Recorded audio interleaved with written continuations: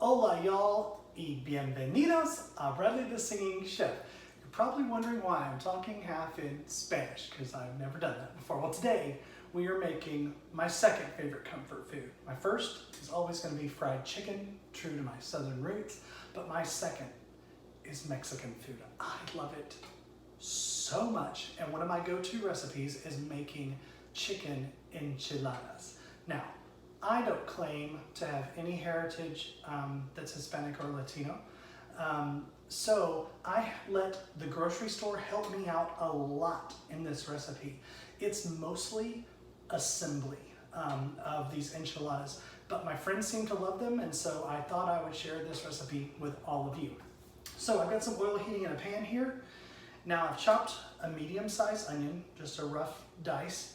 Now it's going to go into the hot pan first. There we go. Shake that around so it gets down into the oil. And let's season our onions a little bit. Salting your onions at the very beginning of the cooking process is going to help sweat out your onions a little bit quicker. I'm going to add a little black pepper as well.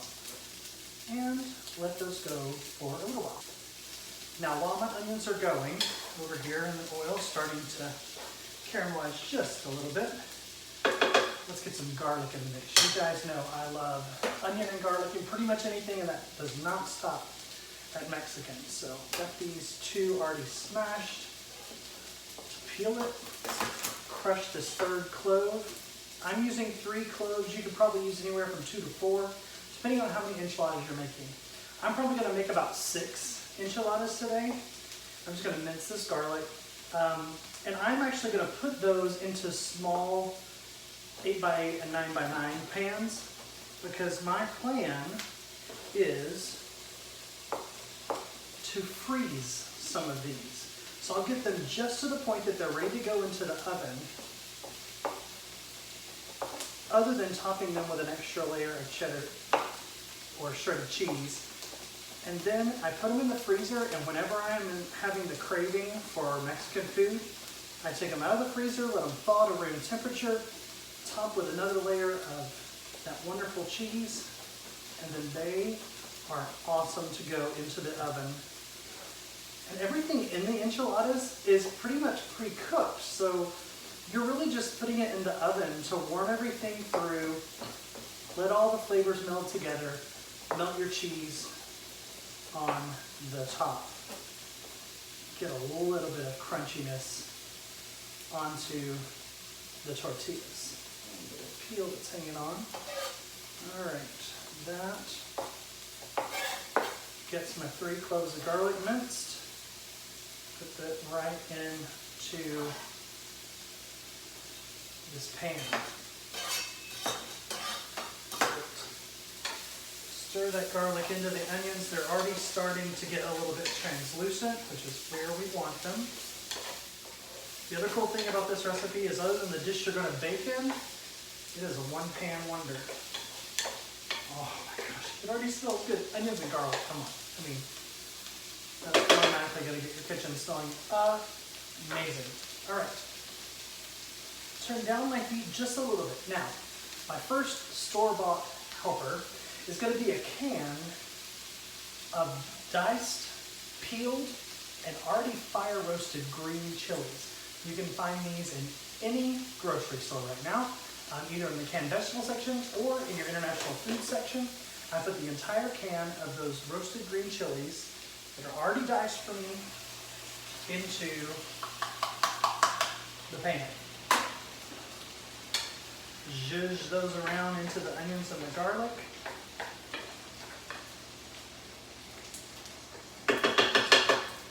They will be good to go pretty quickly. All right, turning that down so that I can get going on the chicken. I'm using chicken breasts today. I've got 2 skinless, boneless chicken breasts, and all I'm going to do with them is cut them into bite-sized pieces. Pretty small dice, because this is going to be the stuffing inside our enchiladas. I don't know why my pan's slipping around a little bit on me over here. Maybe I'm just putting too much elbow grease into the chicken over here. Little tiny pieces of chicken, about yay big is what we are looking for. So I just slice lengthwise through the chicken breast about 4 times, and then I cut across to create these tiny little pieces of chicken. Now I got my onion and garlic out of the way so that I don't contaminate that with the chicken on this cutting board. Quick chop through that first breast of chicken. One more sliver to go through.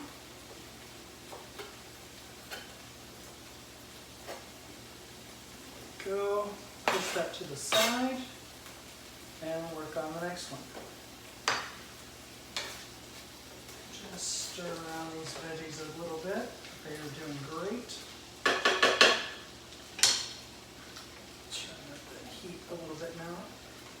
Again, lengthwise through the chicken breast. 1, 2, I'll count this time. 3, 4, yeah. 4 slices through, then I'm just going to dice through the other direction. If there's any fat left on the chicken breast, you don't want that in the mix, toss that to the side. Get that nice chopped through.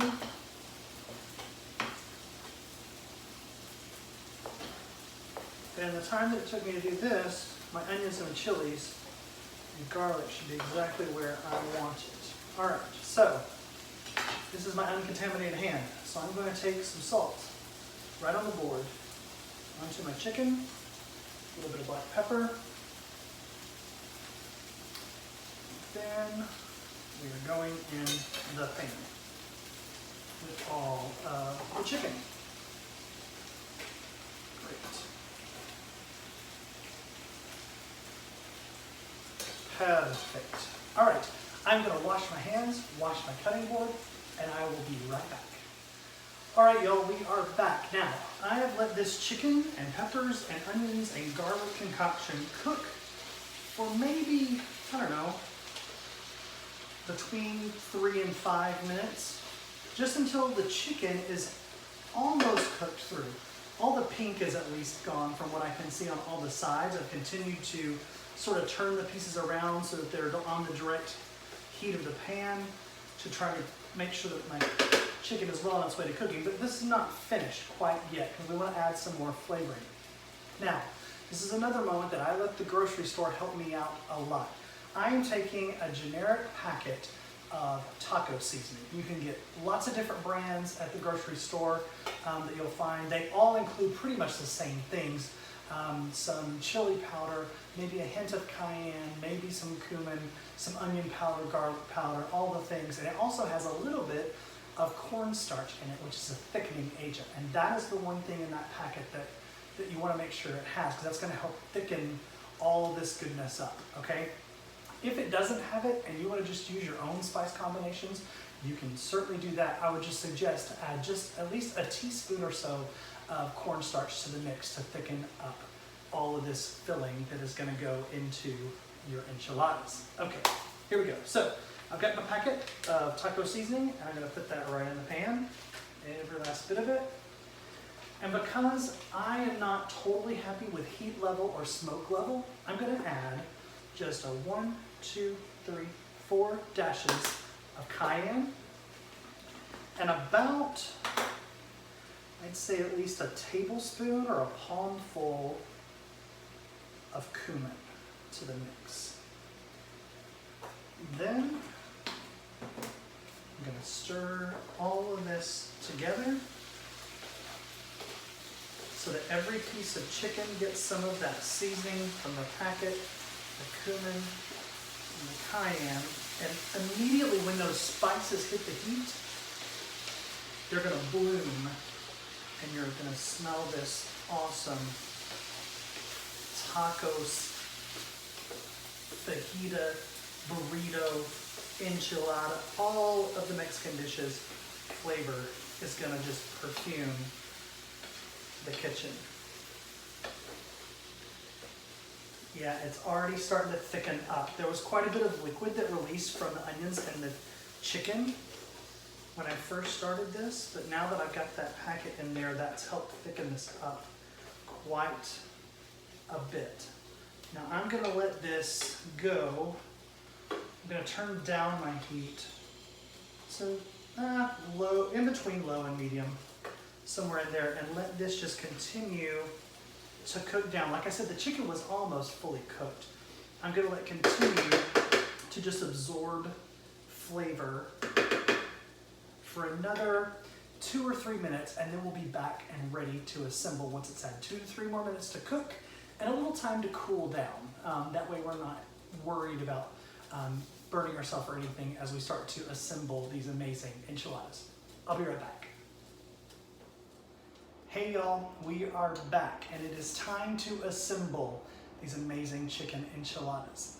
This process is just how I do it. I didn't learn it from anybody, but it's the way that I create this dish for myself and for all my friends when I have them over for a dinner party, or I've taken it to Voices of Liberty on specific people's birthdays, hashtag Tiffany Coburn, who really like these enchiladas. So anyway, I hope that you'll try these this way and see if it works for you. Now, again, some of the store-bought help that I'm gonna get is from a couple of additional items. A can of refried beans. Now, you could make pinto beans on your own and then mash them up, fry them up a little bit in a pan, but I think that the canned version just works fine, to be honest. Let the grocery store do some work for you, and that is perfectly okay. Second one I'm gonna use is an enchilada sauce. It's a canned enchilada sauce. I don't claim to have the heritage of Mexican food and Latino recipes from my family to make my own enchilada sauce, and I'm sure you can maybe find recipes out there. But again, for my purposes and for quick and easy assembly, for a fantastic party for your friends, a canned red enchilada sauce is great. You can also pick your heat level. They'll have mild, medium, and hot. So again, choose what you like, okay? So I've got my glass baking dish here. I'm gonna actually I've probably got enough in here to make 2 of these. So either one 13 by 9, maybe 2 of these 8 by 8s. I'm gonna try to fit 4 in each of these small pans. 1 to freeze, 1 to cook. That's the plan. All right, first step, that enchilada sauce that I just talked about. I'm just gonna spoon a little bit of that in the bottom of the baking dish. Swirl it around just to get the whole bottom coated. That's gonna help a little bit with hopefully these things not sticking on the bottom. All right, now, here we go. I use another thing that again I think is probably not Mexican correct, is for my enchiladas I use either a wheat or a flour tortilla rather than a corn tortilla. Most enchiladas I think are made with corn tortillas, but for me, these are far easier and more flexible for this assembly process, and I'm all about making things easy in the kitchen. So that's why I make that choice. If you want to use corn tortillas, feel free. To me, it's a tortilla works, whatever kind, yeah. Okay, so I've got my wheat tortilla here. The first thing I'm gonna do is I'm gonna take some sour cream, just like a spoon, and then I'm gonna spread it onto the center of the tortilla. Then I'm gonna take a little bit of that enchilada sauce, drizzle that down the middle, followed by a sprinkle of shredded cheese. I've got like a mix of Monterey Jack and cheddar here, but you feel free to get your cheese of choice. Then I take a little spoon of these refried beans, put those in there, mush them down a little bit to flatten them, And then finally, the mix that we worked so hard on over here from the stove with the chicken and the chilies and the onions and the garlic and all the seasoning. You're gonna put about, I don't know, 1/4 of a cup per enchilada. Make sure you've got chicken, not just veggies in each one. Come on, little piece of chicken. And then I'm just gonna turn it, pick up from one end, tuck and roll all the way to the end. I'm not gonna tuck the sides, I don't really have to, but I want it to be about this width, if possible. I'm already leaking. Get it into your pan so that hopefully there will be room for 4 of them, okay? Let's do that again. So, sour cream. Again, I don't know that sour cream is typical for lots of people with making enchiladas, but that's the way I do it. It doesn't matter what order you put all this in, to be honest. So like doing cheese, a little bit of the enchilada sauce, some refried beans, just a spoonful. Mash that around and down in to get it flat. Finally, our filling from the pan.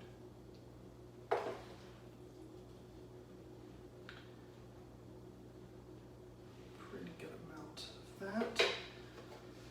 Turn it this way, tuck and roll, baby. And right into the pan. All right, I am gonna do 6 more of these, get that in this pan and one other one, and then we will talk bake time. I'll be right back. All right, y'all, I am rolling up and assembling my last of these enchiladas. So just one more time. Actually, when I think about this is actually probably a pretty fun recipe that you could do with your family and your friends, especially kids. They would love this. Just put a kid in charge of each bowl, one in charge of refried beans, one in charge of sour cream, cheese, enchilada sauce, and then you, the adult, be in charge of the hot stuff. And they can help you out. And I really think getting kids in a kitchen early is what really sets them up to continue cooking when they're an adult. If they don't have any memories of their past tied to cooking and food, I just don't think they want to do it later on in life because there's no nostalgia for them. For me, food is all about nostalgia and memories and love. So, all right, so last little batch of our chicken filling going into this one. Now, to cook these, I preheat my oven to around 400 degrees usually, because I want a pretty hot oven on this. Because like I said, the goal is everything in these enchiladas is already cooked all the way through, chicken included. So you're really just looking to get a little bit of crispy ends on the tortillas that are showing and melt the cheese that you're gonna put over the top. All right, speaking of cheese, I'm cheating and adding a little bit because who doesn't love more cheese? All right, tucking and rolling this last one. Get that last one in my pan. Now, I just want to show you guys, they are pretty snug up against each other. But part of the reason that I did them in multiples of 2 is so that when I serve it, I can just really like cut down the middle, take 2 out with my spatula, put it on a plate as a serving. And it's pretty easy once you do that. Okay, so here is the last step before I wrap it in tight cling film and foil and put it in my freezer, or before I don't wrap it in anything and put it in the oven.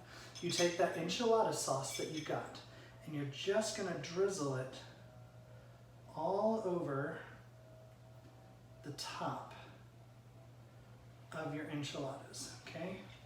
And then, before you pop it in the oven, you're gonna sprinkle cheese. Now, this is the point that you might wanna stop if you're gonna freeze them, okay? I think that it's better if you just put them in with the sauce on in the freezer, thaw them at room temperature when you're ready to eat them, then add this last sprinkle of cheese before you pop it into that 400-degree oven. It doesn't take very long in the oven, honestly, to bake these off. Like, keep an eyeball on them for like 5 to 10 minutes max. You just want to see that all the cheese on top is melted, kind of gotten a little crusty, and you'll see these little tips of your tortillas start to just catch a little bit in char. That is good flavor. That's okay. Just make sure it doesn't burn all the way black. So yeah, I'm gonna pop these in my oven and have these for dinner tonight. Pop the other ones in my freezer without the cheese, and I will see you when it is time to taste.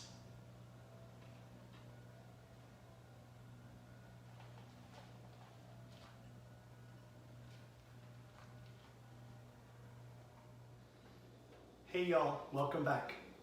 It is ready. I'm so excited. This kitchen smells amazing, and I've got to show you what just came out of the oven. These beautiful chicken enchiladas. Look at that. I mean, come on. That is my idea of comfort food, and I've got to dig in. So I'm going to take a spatula, cut right down in between these two.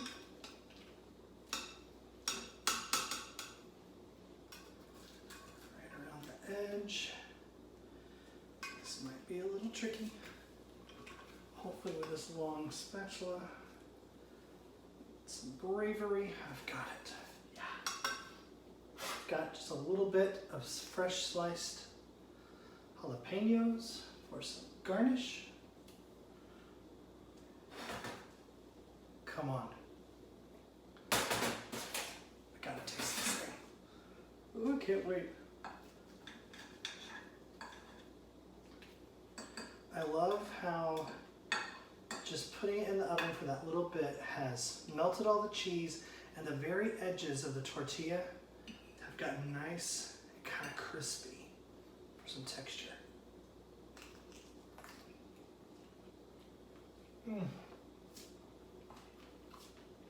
Guys, it's a winner every single time. If you like Mexican food, you've got to give this a try. The grocery store gave us tons of help in preparing this dish, so I hope that you'll go to the store, grab some ingredients, and have a Mexican fiesta of your own. I also hope that you will subscribe to my YouTube channel, like and share these videos with your friends, and as always I would say, eat well, love always. Bon appetit, y'all.